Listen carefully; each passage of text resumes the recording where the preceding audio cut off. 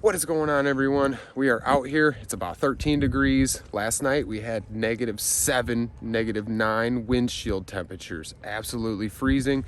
I wanted to come out here and show how our cold frame held up and check and see if all of our plants are still alive here. I just want to start by checking the temperature outside.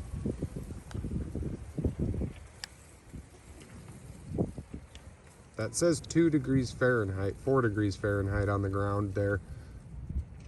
Oh dear, it's freezing out here. All right, so let's get this open.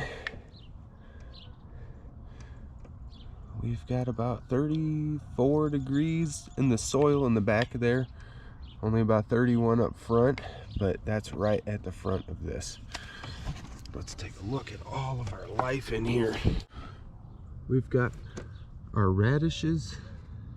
We've got leeks, lettuce. We've got all this lettuce sprouting up. Soil's cracking. This is all just compost. We haven't watered this, so it gets baked in the sun in here, but we are gonna come through and water it when it warms up here in the next few days. It is super cold out here, but nothing's frozen. This soil is soft here. All of our spinach. This cold frame has proven to be very effective. Our compost is heating up. We do not want to pull this off. I cannot get a good reading from the side here, so I have to take a reading from right in the center of our pile, but I don't want to lose our heat right now because it's so darn cold out here. So we had 2 nights with freezing temperatures. We had -7 one night and then -9, -10 the next night, and these have all survived that. This is the next day, and all of that life is doing well in here. I just thought it was really cool. I wanted to share what we're finding with this little experiment. All of that compost heats this up at nighttime. This is facing our exact southern sun here. So what we are achieving is a nice passive system and an easier way to grow fresh greens.